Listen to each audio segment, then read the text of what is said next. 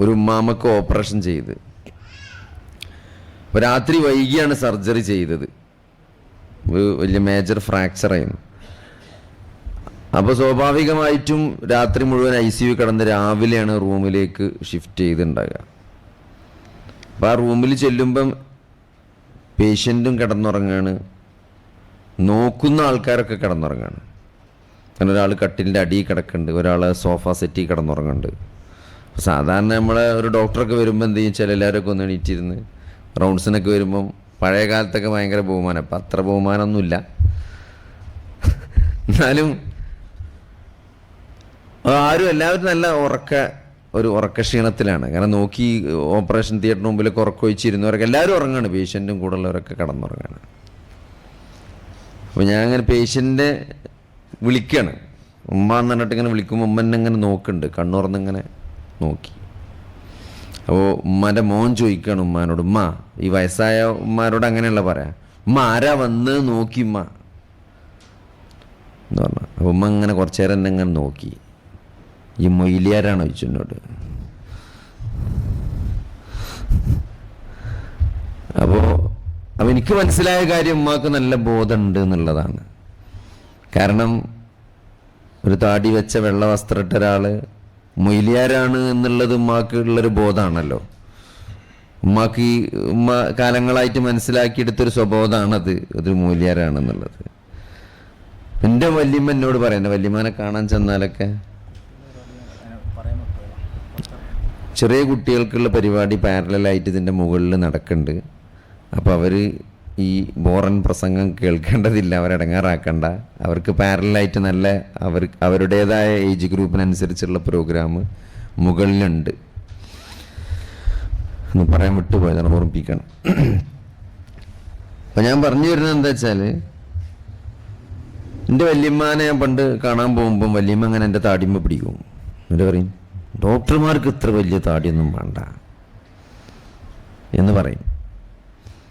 അപ്പം അത് ഒരു ഇവിടെ ഉണ്ടാക്കിയ ഒരു സംസ്കാരം, ഒരു സാമൂഹിക ബോധമൊക്കെയാണ്. അങ്ങനത്തെ ഒരു വലിയ താടി ഇതൊക്കെ മൂല്യന്മാർ വെക്കേണ്ട താടിയാണ് എന്നുള്ളത്. അപ്പോൾ ഞാൻ പറഞ്ഞു തരുന്നത് എന്താ വെച്ചാൽ, ഇതൊക്കെ ഒരു പ്രൊഫഷണൽ എന്ന നിലക്ക് നമ്മൾ ദീനിനോട്, നമ്മൾ എല്ലാത്തിനേക്കാളും ഉപരി, ഒരു ഡോക്ടറാണ് അല്ലെങ്കിൽ ഒരു എഞ്ചിനീയറാണ്, ഒരു ബിസിനസ്സുകാരനാണ്, ഒരു ഓൺട്രപ്രണറാണ് എന്നതിനേക്കാൾ ഉപരി നമ്മൾ മുസ്ലിമാണ്. നമ്മുടെ സൂറത്തു ഹജ്ജാണ് പഠിപ്പിക്കുന്നത്. സൂറത്തു ഹജ്ജിന്റെ അവസാനത്തെ ആയത്താണ് വജാഹിദു ഫില്ലാഹി ഹഖ ജിഹാദിഹി ഹുവ ജ്തബാകും വമാ ജഅല അലൈക്കും ഫിദ്ദീനി മിൻ ഹറജ് മില്ലത അബീകും ഇബ്രാഹിം ഹുവ സമ്മാകുമുൽ മുസ്ലിമീൻ. ഹുവ സമ്മാകുമുൽ മുസ്ലിമീൻ, അല്ലാഹു നിങ്ങൾക്ക് മുസ്ലിം എന്ന പേര് നൽകിയിരിക്കുന്നു. ഇവിടെ ഏതെങ്കിലും നരേന്ദ്ര കമ്മീഷൻ റിപ്പോർട്ടിന്റെ അടിസ്ഥാനത്തിൽ നമുക്കിട്ട പേരല്ല മുസ്ലിം എന്നത്. ഇവിടെ എന്തെങ്കിലും ആന്ത്രോപ്രോളജിസ്റ്റ് റിസർച്ച് നടത്തിയിട്ട് കണ്ടുപിടിച്ച് നൽകിയ ഒരു പേരല്ല മുസ്ലിം എന്നത്.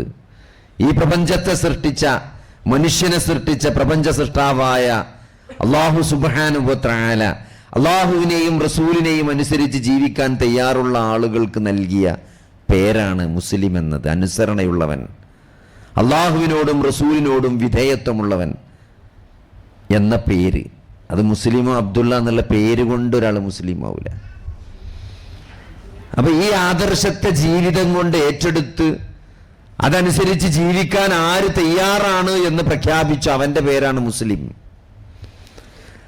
അവൻ എങ്ങനെയാണ് ജീവിക്കേണ്ടത് എന്ന് പഠിപ്പിക്കാനാണ് മഹാനായ റസൂലുള്ളാഹി സ്വല്ലല്ലാഹു അലൈഹി വസല്ലമ 23 വർഷത്തെ പ്രവാചക ജീവിതത്തിൽ, അല്ലെ 40 വയസ്സിലാണ് നുബുവത്ത് കിട്ടുന്നത്, 40 വയസ്സിലാണ് നബിയാണെന്ന് പ്രഖ്യാപിക്കുന്നത്. അതിനുശേഷം 23 വർഷം ആ പ്രവാചകൻ ജീവിച്ചു. ആ സഹാബികൾക്കിടയിൽ ജീവിച്ച് എങ്ങനെയാണ് ഒരു വിശ്വാസി ജീവിക്കേണ്ടത്, 23 വർഷത്തെ സംഭവ ബഹുലമായ ജീവിതത്തിൽ റസൂലുള്ളാഹി സ്വല്ലല്ലാഹു അലൈഹി വസല്ലമയുടെ ജീവിതത്തിൽ ലോകാവസാനം വരെയുള്ള മുസ്ലിങ്ങൾക്ക്, അത് ഒറ്റയ്ക്ക് ജീവിക്കുന്ന ആളായാലും സമൂഹമായി ജീവിക്കുന്ന ആളായാലും, ഇനി ലോകം അവസാനിക്കുന്നത് വരെ ലോകത്തിന്റെ ഏതൊരു ഭാഗത്തുമുള്ള മുസ്ലിമിന്റെ ജീവിതത്തിലെ ഏതൊരു ഘട്ടത്തിലും ഏതൊരു സ്റ്റേജിലും അവൻ നേരിടുന്ന പ്രതിസന്ധികളും പ്രശ്നങ്ങളും ഒക്കെ ആ 23 വർഷം പ്രവാചകൻ നേരിട്ടിട്ടുണ്ട്, അനുഭവിച്ചിട്ടുണ്ട്. അതിൻ്റെ മാതൃക ഇവിടെ നിലനിൽക്കുന്നുണ്ട്. അതാണ് നബിൻ്റെ ജീവിതത്തിൻ്റെ പ്രത്യേകത. എല്ലാ തരത്തിലും ഇന്ന് ലോകത്ത് ഏതൊരു മുസ്ലിം കമ്മ്യൂണിറ്റിയും കടന്നു പോകുന്ന, അത് ഇൻഡിവിജ്വൽ ആകട്ടെ കമ്മ്യൂണിറ്റി ലെവലിലാകട്ടെ, കടന്നു പോകുന്ന പ്രതിസന്ധികളൊക്കെ നബിയുടെ 23 വർഷത്തെ ജീവിതത്തിൽ കടന്നു പോയിട്ടുണ്ട്. ലഖദ് കാന ലക്കും ഫീ റസൂലില്ലാഹി ഉസ്വത്തുൻ ഹസന, ആ പ്രവാചകൻ നിങ്ങൾക്ക് ഏറ്റവും ഉത്തമമായ മാതൃകയുണ്ട് എന്ന് ഈ പ്രപഞ്ചത്തിന്റെ സൃഷ്ടാവായ ആ പ്രവാചകനെ നിയോഗിച്ച ആ പ്രവാചകന്റെ പൂർത്തീകരണ ദൗത്യം ലോകാവസാനം വരെ ഉള്ള മനുഷ്യർക്ക് കാരുണ്യമായി നിശ്ചയിച്ച വമാ അർസൽനാക റഹ്മത്തൻ ലിൽ ആലമീൻ, സർവ്വലോകർക്കും കാരുണ്യമായി കൊണ്ടല്ലാതെ നിന്നെ നാം അയച്ചിട്ടില്ല എന്നാണ്. അതുകൊണ്ട് ആ പ്രവാചകനെ അയച്ച ആ പ്രവാചകന്റെ ജീവിതത്തിൽ നിലനിർത്തിയ വള്ളി പുള്ളി മാറ്റമില്ലാതെ നോക്കി ആ പ്രവാചകൻ എങ്ങനെയാണ് സഹാബത്തിന്റെ ഇടയിൽ ജീവിച്ചത്, അതേപോലെ ആ സഹാബത്ത് താബികൾക്ക് ജീവിച്ച് കാണിച്ചു കൊടുക്കുകയാണ്. ഒരു കഥ പറഞ്ഞു കൊടുക്കല്ല, ഏതെങ്കിലും ഒരു കഥ പറഞ്ഞു കൊടുക്കല്ല. ഞങ്ങളുടെ പ്രവാചകൻ ഇങ്ങനെയായിരുന്നു എന്നതിനപ്പുറം ഞങ്ങളുടെ പ്രവാചകൻ ഇങ്ങനെയാണ് ജീവിച്ചത് എന്ന് കാണിച്ചു കൊടുക്കുന്ന വലിയ മാതൃകയാണ്. എന്തുകൊണ്ട് വലിയ മാറ്റമുണ്ടായി എന്ന് പറഞ്ഞവരും പഠിച്ചവരും കണ്ടെത്തിയവരൊക്കെ മനസ്സിലാക്കിയ കാര്യം ആ ജീവിതത്തിലുണ്ടാക്കിയ മാറ്റമാണ് പ്രവാചകനെ ആയിരങ്ങളോളം വർഷങ്ങൾ ഇപ്പുറത്തു നിന്നും ഒരു മഹത്തായ മാതൃകയായി പ്രവാചകൻ നിലനിൽക്കുന്നത്. എന്തുകൊണ്ടാണ്? ആ പ്രവാചകൻ അവരുടെ ജീവിതം മാറ്റിയെടുത്തു എന്നതുകൊണ്ടാണ്. അപ്പൊ അതുകൊണ്ട് തന്നെ ആ പ്രവാചകനെ ഫോളോ ചെയ്യുന്ന നമ്മളും ആ പ്രവാചകൻ എന്താണ് കാണിച്ചു തന്നത്, ജീവിതത്തിന്റെ ലക്ഷ്യമായിട്ട് എന്താണ് പഠിപ്പിച്ചത്, അത് മനസ്സിലാക്കുകയും അതനുസരിച്ച് ജീവിക്കാൻ തയ്യാറാവുകയും ചെയ്ത ആളുകളാണ് നമ്മൾ. അപ്പൊ അതുകൊണ്ട് തന്നെ ഈ ജീവിതത്തിനൊരു ലക്ഷ്യമുണ്ട്. അത് മരണത്തിന് ശേഷമുള്ള പരലോക ജീവിതത്തിലെ വിജയമാണ്. ഈ ദുനിയാവെന്നത് അതൊരു വഞ്ചനാ ചരക്കാണ്. കാരണം ഈ ദുനിയാവിന് ഒരിക്കലും എന്ത് ചെയ്യുന്നില്ല, ഇസ്ലാം അത് നൽകേണ്ട സ്ഥാനം ഇസ്ലാം നൽകിയിട്ടുണ്ട്. അല്ലേ? റബ്ബന ആതിനാ ഫിദ്ദുനിയ ഹസനതൻ വഫിൽ ആഖിറതി ഹസനതൻ വഖിനാ അദാബന്നാർ എന്നാണ് പ്രവാചകൻ ജീവിതത്തിൽ ഏറ്റവും കൂടുതൽ തവണ പ്രാർത്ഥിച്ച പ്രാർത്ഥനകളിൽ ഒന്നായിട്ട് പഠിപ്പിക്കപ്പെട്ട വിശുദ്ധ ഖുർആനിലെ പ്രാർത്ഥനയാണത്. എന്താണത്? ദുനിയാവിലും ആഖിറത്തിലും ഹസനത്ത് നൽകണേ, നന്മ നൽകണേ, നല്ലത് വരുത്തണേ എന്ന് പറയുമ്പം ഈ ദുനിയാവിന് ഇസ്ലാം പ്രാധാന്യം നൽകിയിട്ടുണ്ട്. അല്ലേ? ഏറ്റവും വലിയ ധനാഢ്യനായ സമ്പന്നനായ കാറൂനെ കുറിച്ച് ഖുർആൻ പറയുമ്പോഴും ഖുർആൻ അത് പറഞ്ഞു തരുമ്പോഴും ഖുർആൻ നൽകുന്ന ഒരു വലിയ പാഠം വബ്തഗി ഫീമാ ആതാക അല്ലാഹു ദാറൽ ആഖിറ. എന്താണ്?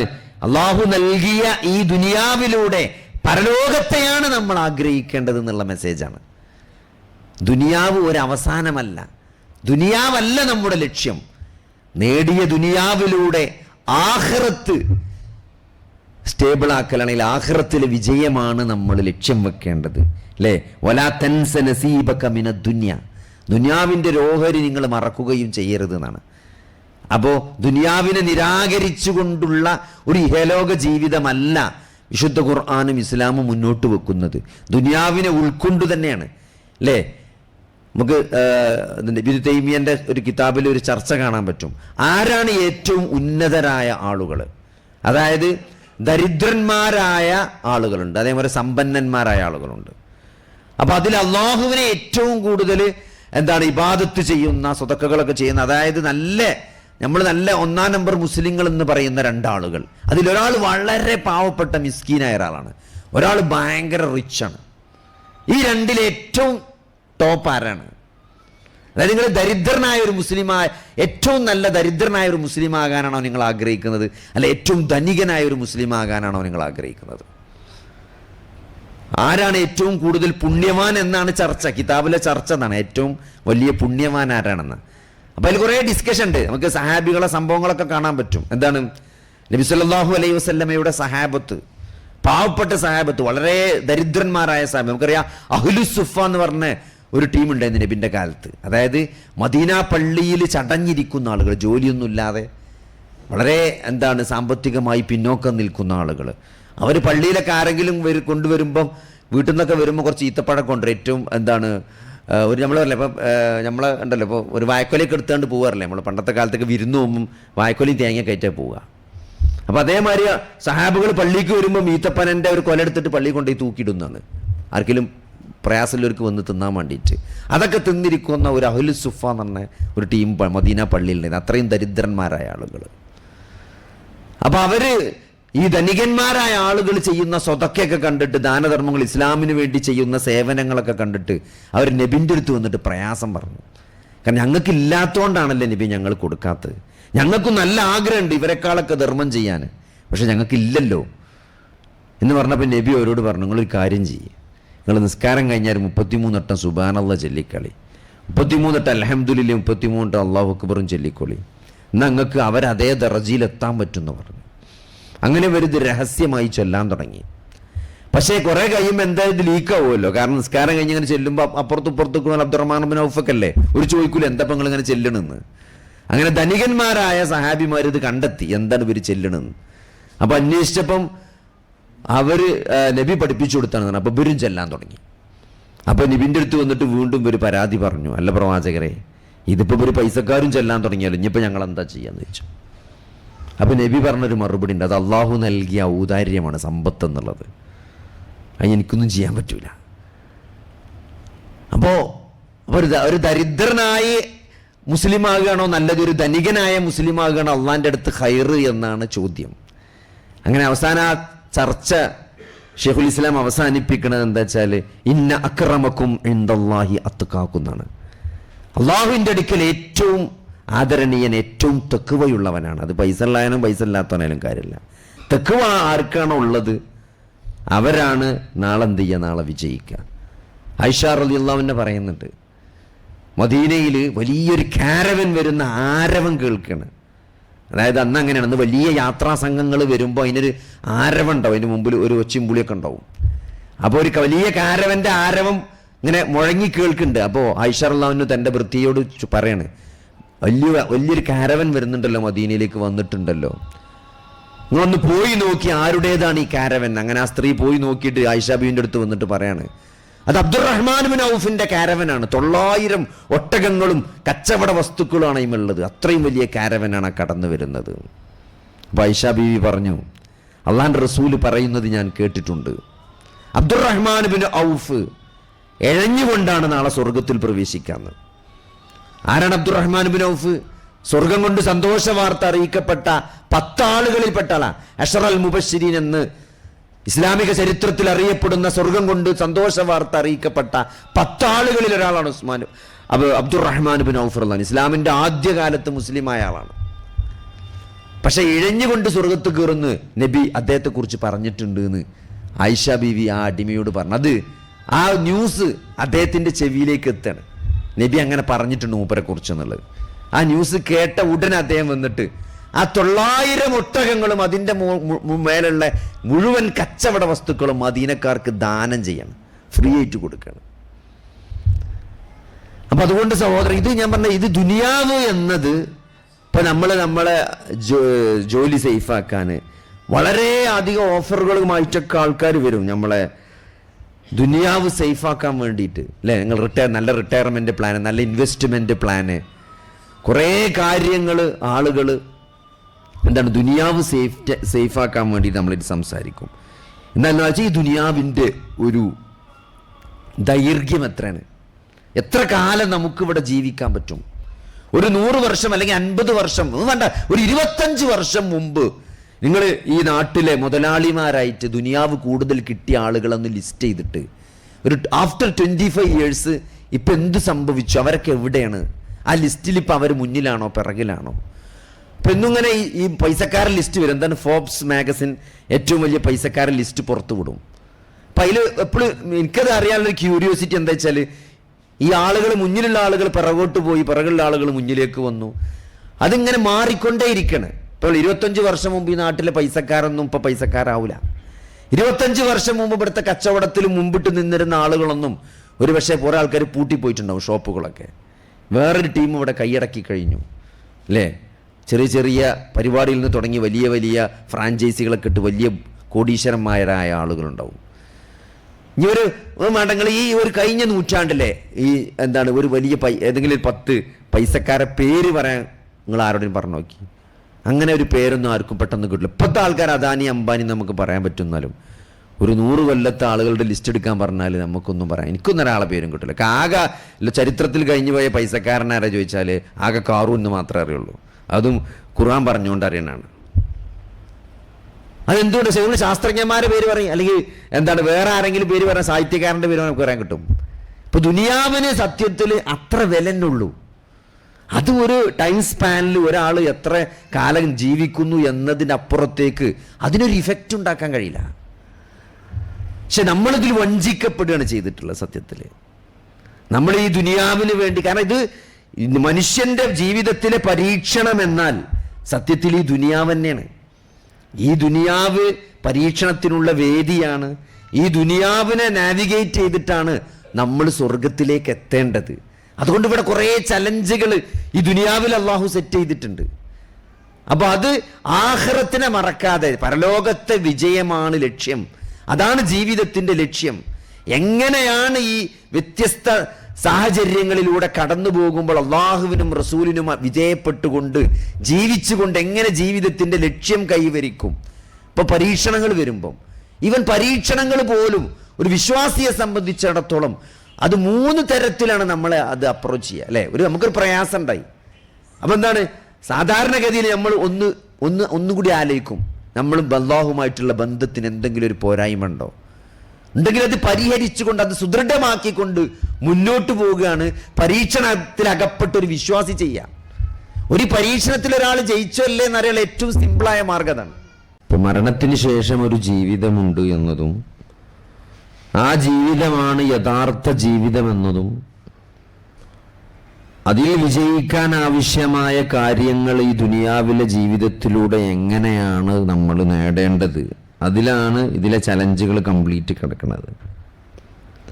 വിശുദ്ധ ഖുർആൻ സൂറത്തു ഹദീദിൽ ഈ ദുനിയാവിൻ്റെ ജീവിതത്തെക്കുറിച്ച് വളരെ ചെറിയ ഒരു വിവരണം നടത്തിയിട്ടുണ്ട്. യഅലമു, നിങ്ങൾ അറിയണം, അന്നമൽ ഹയാത്തുദ് ദുനിയ ലഇബും വലഹുവും വസീനത്തും വതഫാഖുറും ബൈനക്കും വതകാസുറും ഫിൽ അംവാലി വൽ ഔലാദ്. ഇത്ര മനോഹരമായിട്ടാണ് ജീവിതം, ദുനിയാവിൻ്റെ ജീവിതം എന്താണ് എന്നത് അള്ളാഹു കൃത്യമായിട്ട് മനുഷ്യനെ ഒന്ന് ഓർമ്മപ്പെടുത്തുകയാണ്. നമ്മളൊരു ജീവിതം ഇങ്ങനെ എടുത്താൽ ഏതൊരു മനുഷ്യൻ്റെയും അത് യഅലമു അന്നമൽ ഹയാത്തുദ് ദുനിയ ലഇബുൻ, അത് കളിയാണ്.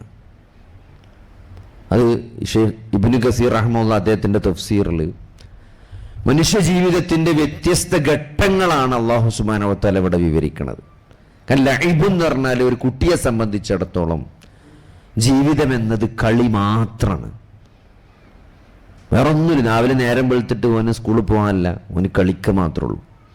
ഇനി സ്കൂളിൽ പോയാലും ഓന് സ്കൂളിട്ട് വന്നാലെന്താണ് ഓൻ്റെ കളി, ആ സ്കൂളിലെ ബുക്കും ബാഗും ഒക്കെ സിറ്റ് ഔട്ടിൽ എറിഞ്ഞിട്ട് ഓനാണ് പോവും, അത്രേ ഉള്ളൂ, അല്ലേ? ചില ആൾക്കാർ ഉമ്മാർ പരാതിപ്പെടുന്നു, എന്താ ബാഗും കൂടി ഇങ്ങോട്ട് വീടിൻ്റെ ഉള്ളിൽ എടുത്തേക്കൂലെന്ന്, അത് വെച്ചിട്ട് ഓൻ കളിക്കാൻ പോകും, ചായ വേണ്ട. ഞായറാഴ്ചയൊക്കെ വീട്ടിനുള്ളിലെ ഉമ്മയും കുട്ടികളും തമ്മിലുള്ള സ്ട്രഗിൾ എന്താ, കുട്ടികളിങ്ങനെ പുറത്തിറങ്ങാൻ വെമ്പൽ കൊള്ളിക്കാരും വിടൂല. മാസ്റ്റർ കഴിഞ്ഞിട്ട് ഇവിടുന്ന് പുറത്തിറങ്ങാൻ പറ്റുള്ളൂ, വെയിൽ ചൂടാറട്ടെ എന്നാ പറയാം, വെയിലും ഉണ്ടാണ്ട് കളിച്ചാൻ സമ്മതിക്കൂല. അപ്പോൾ അത് ആ കളിനോടുള്ള ക്രേസാണ്. അത് നമ്മളിങ്ങനെ എത്ര ചെറിയൊരു കുട്ടീനെ സംബന്ധിച്ചിടത്തോളം അത് എവിടെയാണ് നിങ്ങൾ എന്ത് വലിയ ടൂർ അടിച്ചാലും ആ ഒരു ചെറിയ കുട്ടീനെ സംബന്ധിച്ചിടത്തോളം അവളുടെ പാവക്കുട്ടിയും അവളെ കിച്ചൺ സെറ്റും അവൻ്റെ JCBയും അതിൻ്റെ അപ്പുറത്തേക്കൊരു ലോകമല്ല. അത് നിങ്ങൾ എവിടൊക്കെ ടൂർ ഉണ്ടായാലും കുട്ടികളെ ബാഗ് തുറന്നു നോക്കിയാൽ കിച്ചൺ സെറ്റും പാവക്കുട്ടി ഉണ്ടാകുക. അത് കളിക്കാനല്ലാതെ നമ്മൾ പോണ സ്ഥലത്തിൻ്റെ സൗന്ദര്യം ഒന്നല്ല ഓല ആസ്വദിക്കുക, ഓല അവരുടെ കളിക്കോപ്പും. അത് കളിയാണ്, അത് ജീവിതത്തിൻ്റെ ഒരു കാലഘട്ടം, അങ്ങനെ ഒരു ഘട്ടം അങ്ങനെയാണ്. അതിനോട് ഏറ്റവും ക്രൈസുള്ള ഒരു ഘട്ടം അതെല്ലാവരുടെ ജീവിതത്തിലും കഴിഞ്ഞു പോയിട്ടുണ്ട്. അത് മെല്ലെ അത് അടുത്ത സ്റ്റേജിലേക്ക് വഴിമാറും. എന്താണ് ലഹുവുൻ, അത് എൻ്റർടൈൻമെൻ്റ് ആണ്, അല്ലേ? കളിൻ്റെ ഒരു കാലം കഴിഞ്ഞാൽ, ക്രൈസ് കഴിഞ്ഞാൽ പിന്നെ എൻ്റർടൈൻമെൻറ്റിലേക്കാരും. ഇപ്പോഴത്തെ ഗെയിമൊക്കെ അതാണ്, എൻ്റർടൈൻമെൻ്റ് ആണ്. സിനിമയാകട്ടെ, സംഗീതമാകട്ടെ, ഗെയിമുകളാകട്ടെ, അതൊക്കെ എൻ്റർടൈൻമെൻ്റ് ആണ്. അതൊരു എന്താണ് വിനോദമായി മാറുകയാണ്. വിനോദമാകുമ്പോൾ കുറച്ചും കൂടി ക്രൈസ് ഉണ്ടാവും. അതിൽ വെറും കളി മാത്രമല്ല, കളിയിൽ ലെവലുകൾ ഉണ്ടാവും, അല്ലേ? ലെവൽ 1, ലെവൽ 2, ലെവൽ 3 ഗെയിം കളിച്ചു എന്നതല്ല, ഏത് ലെവലിലെത്തി എന്നുള്ളതാണ്, എത്ര പോയിന്റ് കിട്ടി എന്നുള്ളതാണ്, അല്ലെ? ഗെയിമിഫിക്കേഷൻ എന്ന് പറയും. ഇപ്പം നമ്മൾ ഗെയിം ഇങ്ങനെ കളിക്കുമ്പോൾ കുട്ടികൾക്ക് അതിൽ മോട്ടിവേഷൻ കിട്ടാൻ എന്തുണ്ടാവും, അതിലിങ്ങനെ കോയിൻസ് വരും, അതിൽ മാർക്ക് കാണിക്കും, പോയിന്റ് കാണിക്കും, നിങ്ങൾ എവിടെ എത്തി എന്നിങ്ങനെ ഇടക്കിടക്ക് ഇങ്ങനെ സൂം ചെയ്ത് കാണിക്കും. അതെന്തിനാണ്? ആ ഏജിൽ അങ്ങനെയാണ്, ആ ഏജിലെ ബ്രെയിൻ അങ്ങനെയാണ്. അപ്പോൾ അതിന് കൂടുതൽ താല്പര്യം ഉണ്ടാക്കാൻ വേണ്ടിയിട്ടാണ്. അത് ലഅബ് എന്ന് പറഞ്ഞിട്ട് പിന്നെ ലഹുവുൻ, അത് എൻ്റർടൈൻമെൻ്റ് ആണ്. പിന്നെ വസീനത്തുൻ, അത് അലങ്കാരമാണെന്നാണ്. അലങ്കാരമാണ്, സീനത്താണ് ജീവിതം എന്നാൽ. ഒരു ഷോ ആണ്. അല്ലാതെ നമുക്ക് ഇപ്പം മനസ്സിലാക്കുക പെൺകുട്ടികളെ നോക്കുമ്പോഴാണ്. ഇന്നത്തെ പെൺകുട്ടികളെ നോക്കിയാൽ മനസ്സിലാവും എന്താണ് സീനത്ത് എന്ന് പറഞ്ഞാൽ. ജീവിതം അലങ്കരിക്കുക അല്ലേ. ചിലപ്പം ഫോണൊക്കെ എടുത്ത് നോക്കിയുണ്ടാവും, സ്ക്രീനൊക്കെ എട്ടുകാലിൻ്റെ വലമാരി. ഉമ്മ കൊടുത്ത ഫോണൊക്കെ, ഉമ്മ ഒഴിവാക്കിയ ഫോണാണ് പെൺകുട്ടിയാൽ കിട്ടുക. വാപ്പ ഒഴിവാക്കിയ ഫോൺ ആദ്യം ഉമ്മാക്കാ കിട്ടുക, പിന്നെ ഉമ്മ ഒഴിവാക്കുന്ന ഫോണാണ് പെൺകുട്ടിയാൽ കിട്ടുക. അതിൻ്റെ സ്ക്രീനൊക്കെ ചിലപ്പോൾ എട്ടുകാലിൻ്റെ വലമാരി ഫുള്ള് പൊട്ടിപ്പോയിണ്ടാവും. പക്ഷേ അതിന് നല്ലൊരു കവർ ആമസോണിൽ നിന്ന് വാങ്ങിയിട്ടുണ്ടാവും, നല്ല ചൊറുക്കുള്ളൊരു കവറ് അല്ലേ. ഒരു വാച്ച് കണ്ടാൽ മതി. കഴിഞ്ഞ ദിവസം എൻ്റെ ഒപ്പി നിൽക്കണ കുട്ടിയുണ്ട്, ഭയങ്കര ചൊറുക്കുള്ളൊരു വാച്ചൊക്കെ കിട്ടി വന്നാണ്, ചുരിദാർക്ക് മാച്ചായ. അവർക്ക് തോന്നിയത് നടക്കൂലെന്ന്. എൻ്റെ മനസ്സ് പറഞ്ഞു നടക്കൂലെന്ന്. അപ്പോൾ ഞാൻ വെറുതെ സമയത്ര ചോദിച്ചു. അപ്പോൾ എന്നോട് പറഞ്ഞു ഒരു നടക്കൂലായിരുന്നു. അപ്പോൾ എന്തിനത് കെട്ടി വെച്ചു? അത് ഒരു സ്റ്റൈലിന് കെട്ടിയാണ്ടായിരുന്നു.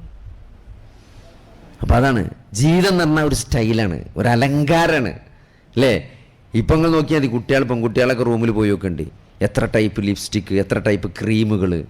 പണ്ടൊക്കെ നമ്മളെ കാലത്ത് നമ്മൾ ഓർമ്മയുണ്ട്, നമ്മൾ ഈ കണ്ണാടി എന്ന് പറഞ്ഞാൽ തന്നെ ഈ കണ്ണാടി ഫുള്ള് കിട്ടൂല, ഒരു പൊട്ടിയ കഷ്ണമൊക്കെ ഇങ്ങനെ ഒട്ടിച്ച കേൾക്കാറാണ്.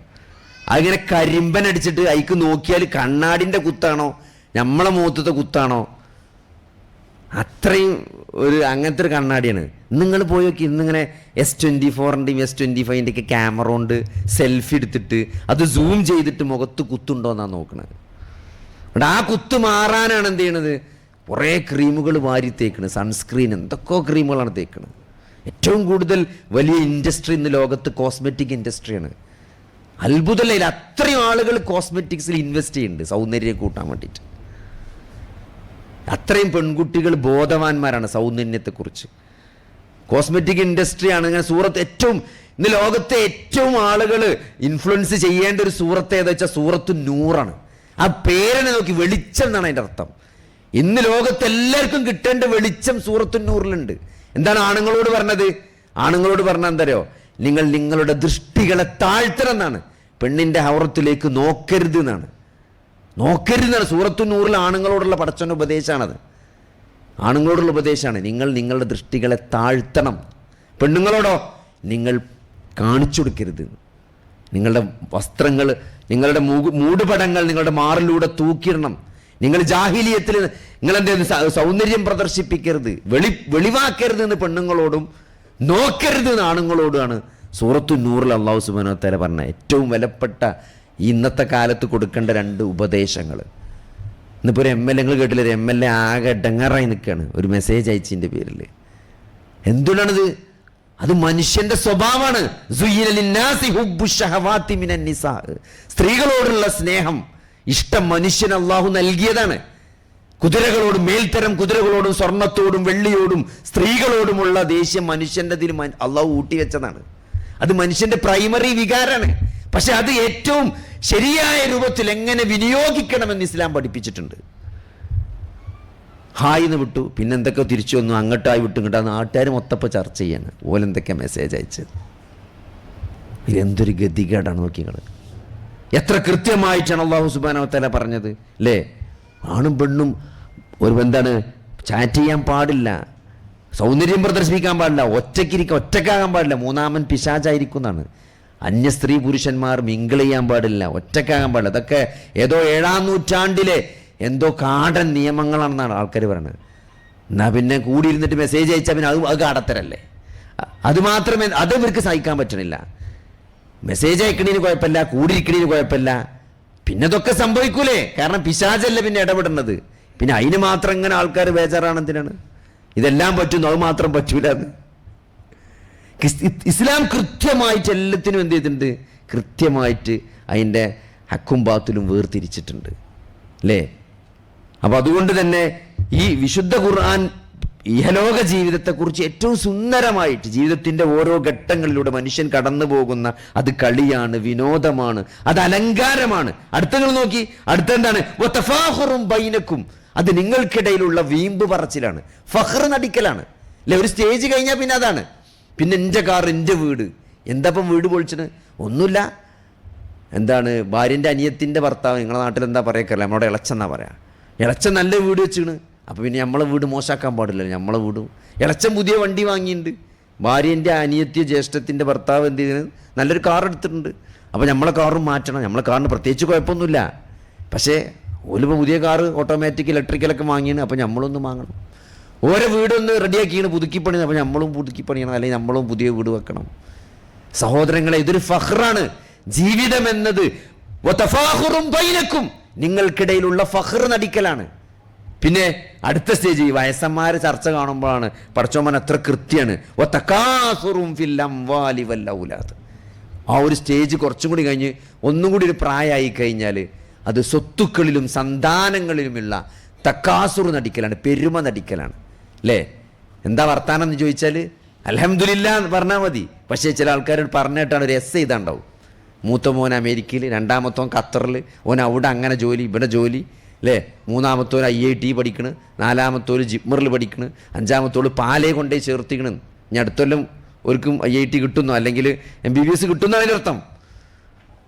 അതെന്താണ്? അതന്നെയാണ് ഈ സ്വത്തുക്കളിലും സന്താനങ്ങളിലും പെരുമ നടിക്കുക എന്ന് പറഞ്ഞാൽ. അത് പറയാൻ ഭയങ്കര ആവേശമാണ്. അതൊരു ബോസ്റ്റിങ് തന്നെയാണ്. അല്ലേ? അവിടെ സ്ഥലമുണ്ട്, ഇവിടെ സ്ഥലമുണ്ട്, അവിടെ ഒരു 10 സെൻറ്റ് സ്ഥലമുണ്ട്, അവിടെ ഒരു ഫാമുണ്ട്, മറ്റുണ്ട്. കാര്യമായിട്ട് വരുമാനമൊന്നുമില്ല. അങ്ങനെ അങ്ങനെ അങ്ങനെ പറയണം. അതന്നെയാണ് ജീവിതം. നിങ്ങൾ അറിയണം, അത് തന്നെയാണ് ജീവിതം. എന്നിട്ടോ പിന്നെ പടച്ചോൻ പറയാണ് കമസലി ഓയിസിന്, ഒരു മഴ പോലെയാണത്. ഓയിസ് പോലെ. മഴക്ക് കുറേ വാക്കുകളുണ്ട് അറബിയിൽ, പക്ഷേ അള്ളാഹ് ഇവിടെ പ്രയോഗിച്ച ഓയിസ് എന്നുള്ള വാക്കാണ്. ഒരു പാകമായ മഴ. ഒരു കർഷകനെ സംബന്ധിച്ചിടത്തോളം മഴ എന്ന് പറയുമ്പം ഒരു പാകമായ മഴയാകണം. അല്ലേ? അത് കുറഞ്ഞാലും പ്രശ്നമാണ്, കൂടിയാലും പ്രശ്നമാണ്. അപ്പോൾ തൻ്റെ ആ ചെടികളൊക്കെ എന്താണ് വിത്തുകളൊക്കെ മുളച്ച് നന്നായിട്ട് കായ്ക്കാനുള്ള പാകത്തിലുള്ള ഒരു മഴ പോലെയാണ് ഈ ദുനിയാവ്. എന്താ വെച്ചാൽ ഒരു കർഷകന്റെ ജീവിതത്തിൽ ഏറ്റവും വലിയ സന്തോഷം എന്ന് പറയുന്നത് സത്യത്തിൽ വിളവെടുപ്പാണ്. ഇപ്പോൾ ഒരു നേന്ത്രപ്പഴം കൃഷി ചെയ്യുന്ന ഒരാളെ സംബന്ധിച്ചിടത്തോളം അയാൾ ആ കൃഷി പ്ലാൻ ചെയ്യുമ്പം തന്നെ ഏറ്റവും നല്ല വില കിട്ടുന്ന സമയത്ത് നമ്മളെ സാധനം മാർക്കറ്റിൽ ഇറങ്ങണം. അല്ലെ? നമ്മളെ നാട്ടിൽ ഏറ്റവും കൂടുതൽ വില കിട്ടിയപ്പോഴാണ് ഓണത്തിനാണ്. ഓണത്തിൻ്റെ സമയത്ത് നമ്മളെ വാഴക്കൃഷി പാകമായിട്ട് കൊല മാർക്കറ്റിലേക്ക് എത്തിയാലാണ് നമ്മളെ വിളക്ക് ഏറ്റവും കൂടുതൽ വില കിട്ടുക. ആ സമയത്ത് വിളവെടുക്കണമെങ്കിൽ എന്ന് കൃഷി ചെയ്യണം നമ്മൾ തീരുമാനിച്ച് അന്ന് മണ്ണ് റെഡിയാക്കി ഏറ്റവും നല്ല വിത്ത് ഇടുന്ന കിട്ടുവച്ചാൽ അവിടുന്ന് ബൾക്കായിട്ട് പർച്ചേസ് ചെയ്ത് റെഡിയാക്കി സെറ്റ് ചെയ്ത് അങ്ങനെ നിങ്ങളത് വളർത്തി അത് പാകമായി വിളവെടുക്കുന്ന ഒരു ദിവസമുണ്ട്. അന്ന് ആ ലോഡ് കയറ്റി പോകണം. അന്നാണ് അയാളുടെ ജീവിതത്തിൽ ഏറ്റവും സന്തോഷം ഉണ്ടാകുക. കാരണം ഈ എടുത്ത എഫർട്ടിനൊക്കെയുള്ള കൂലി അല്ലെങ്കിൽ ആ സന്തോഷം അയാൾ അനുഭവിക്കുന്നത് അന്നാണ്. പക്ഷെ അല്ലാഹു സുബ്ഹാനഹു വ തആല ഈ കൃഷിയെ പറ്റിയൊക്കെ പറഞ്ഞിട്ട് അതിൻ്റെ വിളവെടുപ്പിനെ കുറിച്ച് പറയുന്നേ ഇല്ല. വിശുദ്ധ ഖുർആന്റെ പ്രത്യേകത അതാണ്. നിങ്ങൾ ഓരോ സമയത്ത് ഖുർആൻ ഓതുമ്പോഴും ഒരേ ആയത്ത് എത്ര തവണ നിങ്ങൾ ഓതിയാലും ആ ആയത്ത് കൂടുതൽ കൂടുതൽ ആശയങ്ങൾ നമുക്ക് നൽകും.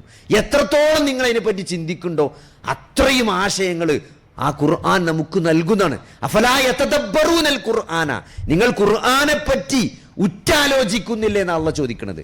ഖുർആൻ ഇങ്ങനെ ഓതല്ല, നിങ്ങൾ ഖുർആൻ ഓതുന്നില്ലേ എന്നല്ല ചോദിച്ചത്. നിങ്ങൾ ഖുർആനെ പറ്റി ഉറ്റാലോചിക്കുന്നില്ലേ, ആലോചിക്കുന്നില്ലേ എന്ന് പോലല്ല ചോദിച്ചത്. അറബിയിൽ ഫഅല എന്ന് പറഞ്ഞാൽ പ്രവർത്തിച്ചു എന്നാണ്. പ്രവർത്തിച്ചു, ഫഅല വസൻ എന്നാണ് അതിൻ്റെ പറയാം. തഫഅല എന്ന് പറഞ്ഞാൽ മെനക്കെട്ടു എന്നാണ്. അതായത് കുറച്ച് എടങ്ങേറോടുകൂടി പ്രവർത്തിക്കണീനാണ് അറബിയിൽ തഫഅല എന്ന് പറയാം. ഫഅലിൻ തഫഅലിൻ വ്യത്യാസമുണ്ട്. ഫഅല എന്ന് പറഞ്ഞാൽ സിംപ്ലി ചെയ്തു എന്നാണ്.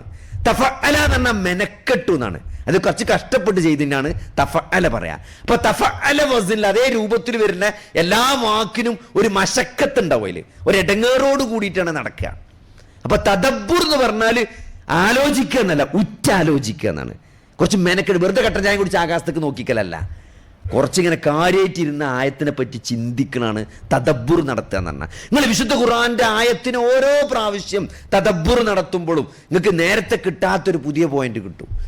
ഈ ആയത്തുകൾ നോക്കി, ഈ ആയത്തിൽ അല്ലാഹു സുബ്ഹാനഹു വ തആല എന്ത് പറഞ്ഞിട്ടില്ല, കർഷകനെ പറ്റി, കർഷകന്റെ ആ ചെടികൾ വളർന്നു വന്നു എന്നാണ്. ആ മഴ കൊണ്ടു എന്താണ്, കമസലി ഗൈസിൻ അഅജബൽ കുഫാറ നബാതുഹു, ഒരു പാകമായ മഴ പോലെയാണ്.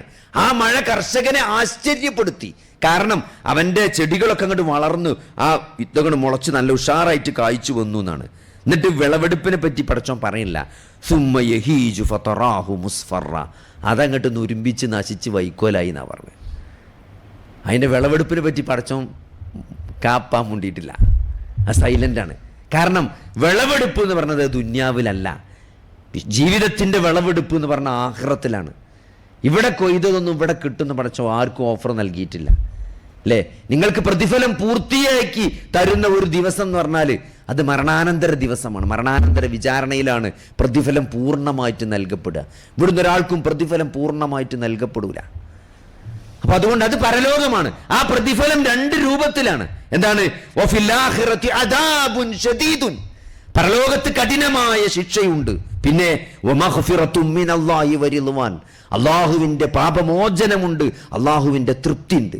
ഈ 2 ഓപ്ഷനാണ് ഒരാൾക്കുള്ളത്. ഈ 2 ഓപ്ഷനിൽ ഏതെങ്കിലും ഒരു ഓപ്ഷനാണ് നാളെ ആഖിറത്തിൽ കിട്ടുക. ഒന്നുകിൽ അദാബുൻ ശദീദായിരിക്കും, അല്ലെങ്കിൽ മഗ്ഫിറത്തും വറിദ്വാനായിരിക്കും. അതേത് കിട്ടണമെന്നത് അതിവിടെ കിട്ടൂല. ഇവിടെ ഇതൊക്കെ തുരുമ്പിച്ചാണ് എല്ലാം കഴിഞ്ഞു പോകും.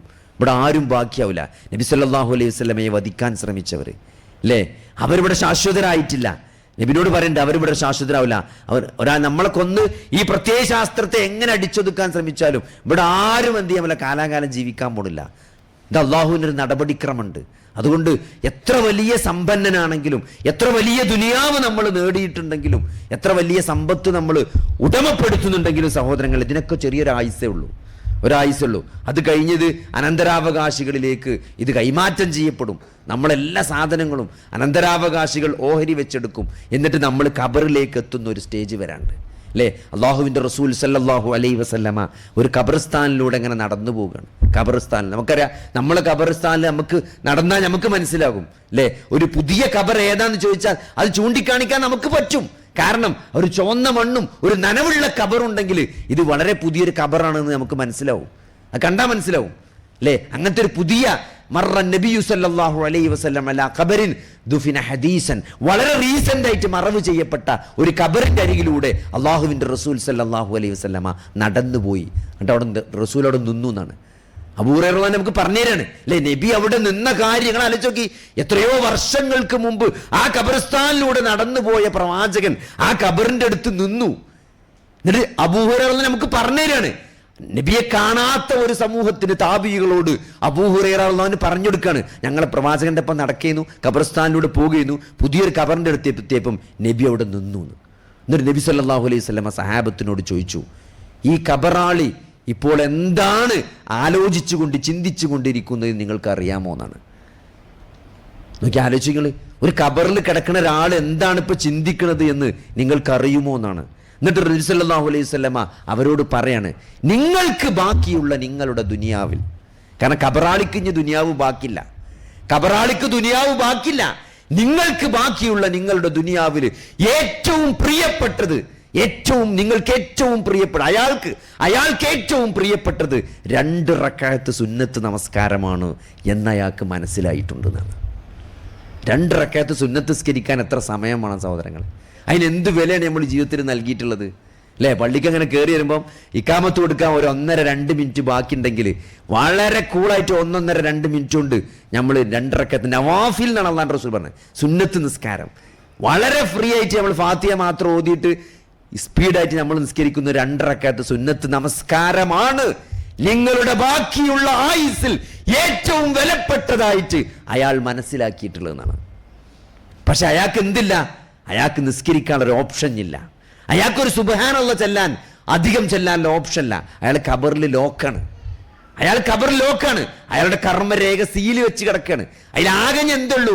മക്കൾ വല്ലതും പ്രാർത്ഥിച്ചാലും എന്തെങ്കിലും മക്കൾ വല്ലതും ചെയ്താലേ അയാൾക്ക് കിട്ടുള്ളൂ. പിന്നെ അയാൾ വല്ല ജാരിയത്തായ വല്ലതും ഈ ദുനിയാവിൽ ബാക്കി വെച്ച് പോയിട്ടുണ്ടെങ്കിൽ അതും അയാളെ ഖബറിലേക്ക് വന്നു ചേരും. വല്ല എത്തീങ്ങാനൊക്കെ വല്ല പള്ളി ഉണ്ടാക്കിയതോ മദ്രസ ഉണ്ടാക്കിയതോ അയാൾ എന്തെങ്കിലും നിലനിൽക്കുന്ന വല്ല സംരംഭങ്ങളും നാട്ടിലുണ്ടാക്കിയിട്ടുണ്ടെങ്കിൽ അതിൻ്റെ പ്രതിഫലം കൃത്യമായി ഖബറിലേക്ക് വരും.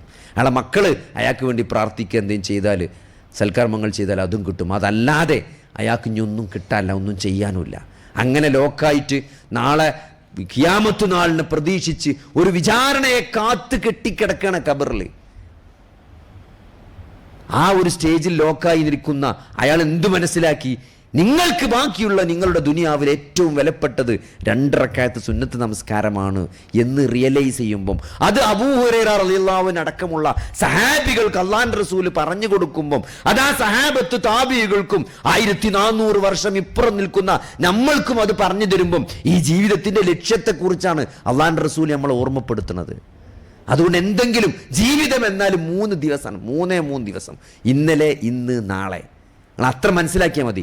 ഇന്നലെ ഒന്നും ചെയ്യാനില്ല, ഇന്നലെ ചെയ്ത് ഒന്നും നമുക്ക് മാറ്റാൻ പറ്റൂല, കഴിഞ്ഞുപോയി. അതിനെ ഓർത്തപ്പോൾ സങ്കടപ്പെട്ട ഒരു കാര്യമില്ല.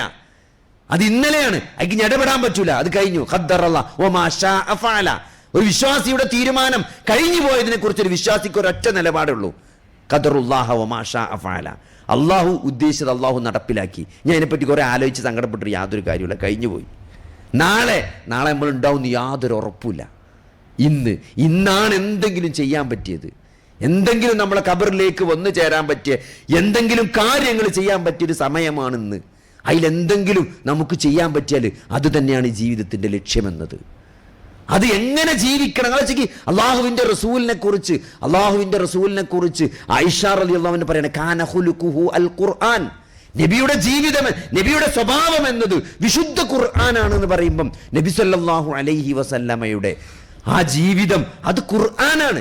എന്തൊക്കെ ഖുർആൻ കൽപ്പിച്ചോ അതൊക്കെ അനുഷ്ഠിച്ച, അതൊക്കെ ചെയ്യാൻ കൽപ്പിച്ച, അതൊക്കെ അനുഷ്ഠിച്ച ഒരു പ്രവാചകനെയാണ് നമ്മൾ കാണുന്നത്, അല്ലേ?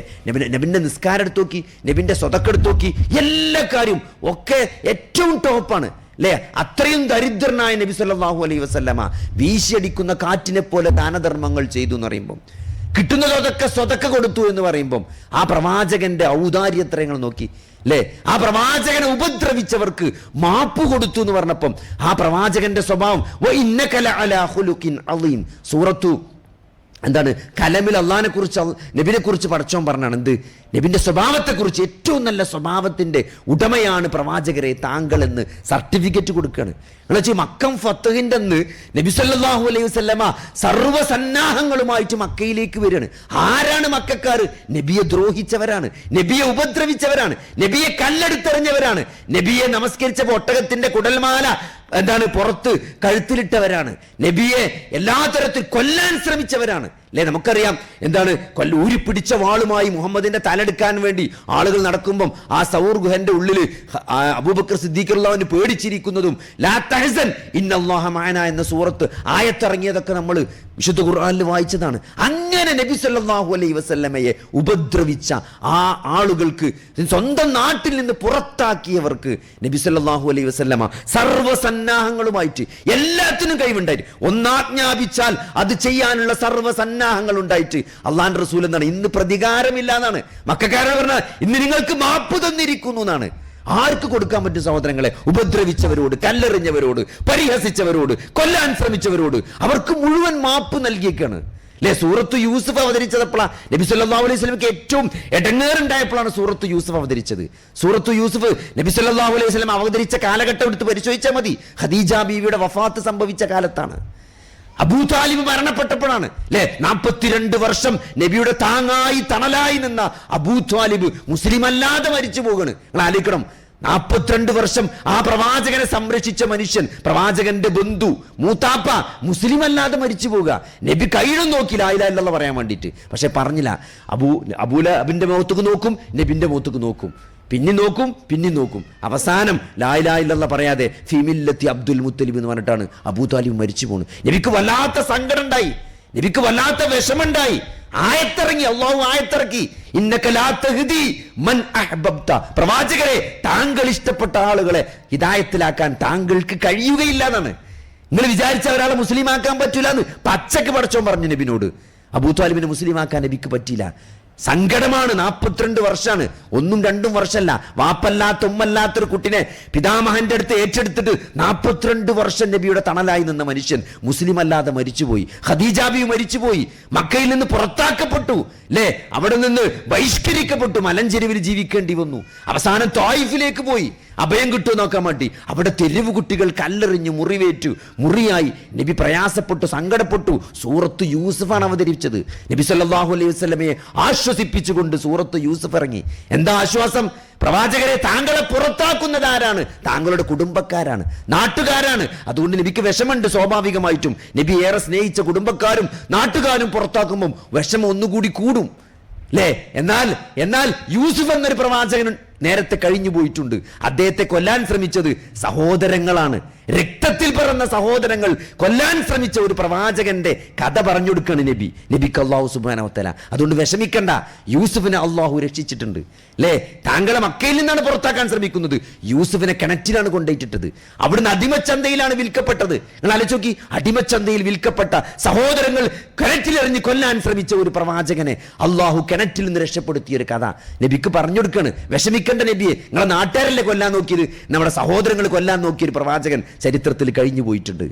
ആ പ്രവാചകനെ അള്ളാഹു സംരക്ഷിച്ചു. എന്നിട്ട് യൂസുഫ് ഈജിപ്തിലെ ജയിലിലേക്ക് പോവാണ് അല്ലെ? ചെയ്യാത്ത കുറ്റത്തിന്റെ പേരിൽ വർഷങ്ങളോളം ജയിൽ കിടക്കുന്ന ഒരു പ്രവാചകൻ. ആ പ്രവാചകന്റെ മാനസികാവസ്ഥകൾ ആലോചിച്ച് നോക്കി അല്ലേ?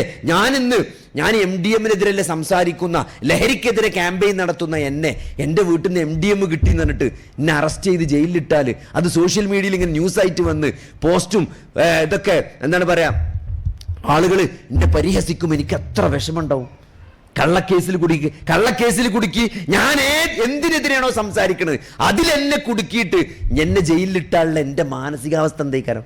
ചെയ്യാത്ത കുറ്റത്തിന് വ്യഭിചാരം ആരോപിച്ചുകൊണ്ട് വർഷങ്ങളോളം ജീവിതത്തിന്റെ വലിയൊരു കാലഘട്ടം യുവത്വം ജയിൽ കഴിച്ചു കൂട്ടിയൊരു പ്രവാചകൻ. അതാണ് സൂറത്ത് യൂസുഫ് നബിയെ പരിചയപ്പെടുത്തുന്നത്. എന്നിട്ട് ഈജിപ്തിന്റെ ഭരണാധികാരിയായിട്ട് തിരിച്ചു വരികയാണ്. തന്നോട് തെറ്റ് ചെയ്ത അക്രമം ചെയ്ത സഹോദരങ്ങൾക്ക് അദ്ദേഹം മാപ്പ് കൊടുക്കുകയാണ്.